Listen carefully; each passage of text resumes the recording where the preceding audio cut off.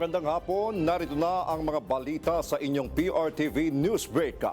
Half day na ang pasok sa gobyerno bukas. Mayroon ding mga maagang nakapag-book ng nagtutungo sa Ninoy Aquino International Airport.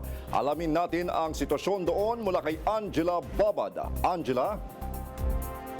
Christian, patuloy yung pagdagsa ng mga pasahero dito nga sa NAIA Terminal 3. Pero wala pa ito, hindi pa ito maraming tao na nakita natin kahapon. Dahil kadalasan nga sa hapon o madaling araw, dumadagsa ang mga pasahero dito sa paliparan.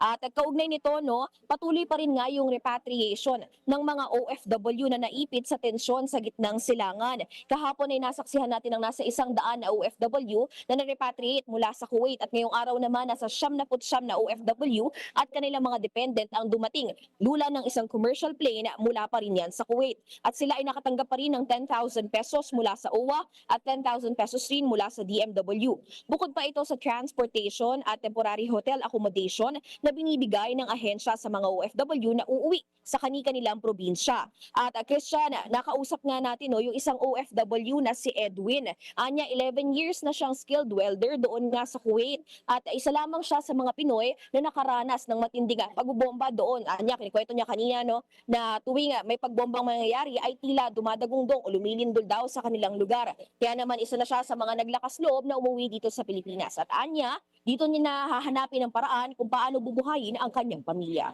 At yan muna ang latest mula dito sa NAIA. Balik sa inyo dyan, Christian. Maraming salamat, Angela Babad.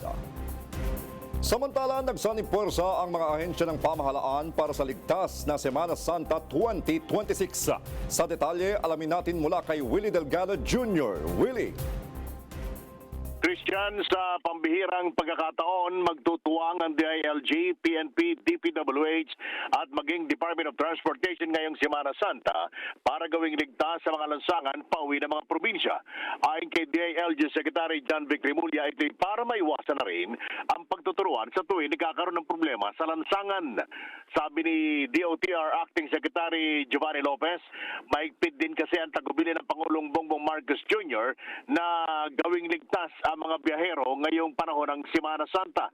Samantala, sinabi ni DPWH Secretary Vince Dizon na kanya munang ipinahinto ang lahat ng ongoing construction para walang abala ang mga daraanan o walang maging abala sa mga daraanan ng mga motorista. Kumbaga, bawal muna na magkaroon ng road blocking sa mga lansangan pauwi ng kanilang mga probinsya. Lilinisin naman ng mga tauhan ng Philippine National Police ang mga highways mula doon sa mga obstruction na kadalas ay ginagawang bilaran ng mga palay o kaya ay tambakan ng mga sirang sasakyan. Ako si Willie Delgado Jr. ng PRTV News, nagseserbisyo para sa Pilipino. Maraming salamat, Willie Delgado Jr. Samantala, pinuri ni dating Speaker at Leyte Representative Ferdinand Martin Romualdez si Police Cadet Van Marie Edita Gudaya, kagasan ng Baybay City. Ito'y matapos siyang maging valedictorian ng Philippine National Police Academy silang paglaom class of 2026. Ayon kay Romualdez, may pagmamalaki ang nagawa ni Kagasan para sa mga residente ng Leyte at buong Eastern Visayas. Isa rin itong kahangahangang tagumpay na nagpapakita ng kahusayan at disiplina. At iyan ang mga balitang nakalap ng inyong PRTV Newsbreak. Live kami sa free-to-air Beam Channel 31, Signal Channel 31 at sa YouTube. Tumutok din sa aming social media accounts sa Instagram, Facebook at TikTok sa @PRTV Prime Media.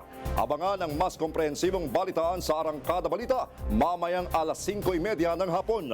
Muli, ako si Christian Bascones. Magandang hapon.